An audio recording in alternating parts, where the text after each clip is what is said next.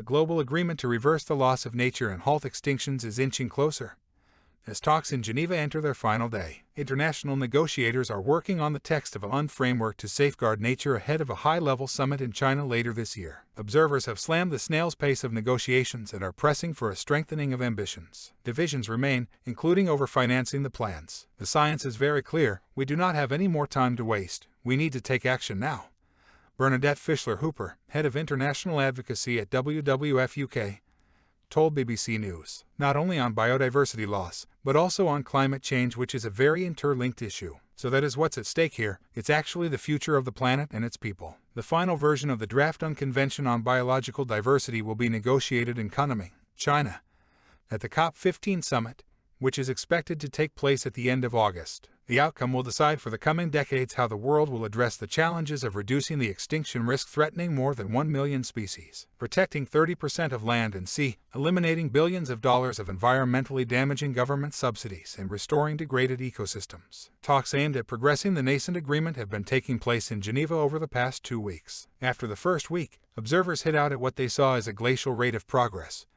But momentum has gathered during the final days, although thorny issues remain, including the financing of the plans. The draft text contains the aim to increase finance to at least $200 billion a year by 2030, with funding from developed to developing countries to increase by at least $10 billion a year. Resource mobilization at this meeting has become a thorny issue.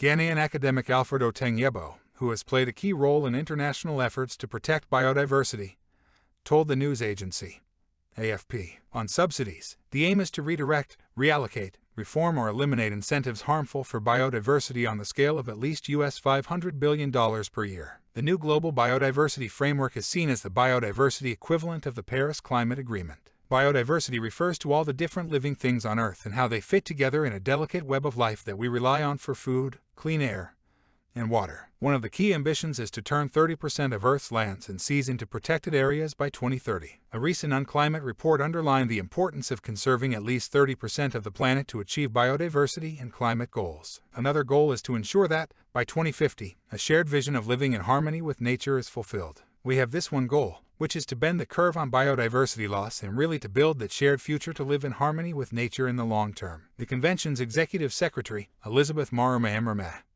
told reporters at the start of the talks, scientists have issued repeated warnings about threats to nature driven by human actions, including chopping down forests and turning natural land over to farming. A landmark 2019 assessment warned that nature was declining globally at rates unprecedented in human history, with up to 1 million species facing extinction. The COP15 conference in Kunming is expected to take place almost 2 years later than originally planned due to repeated delays caused by the COVID pandemic. This has left the world without targets over the course of this decade for halting extinctions and reversing the worldwide loss of nature.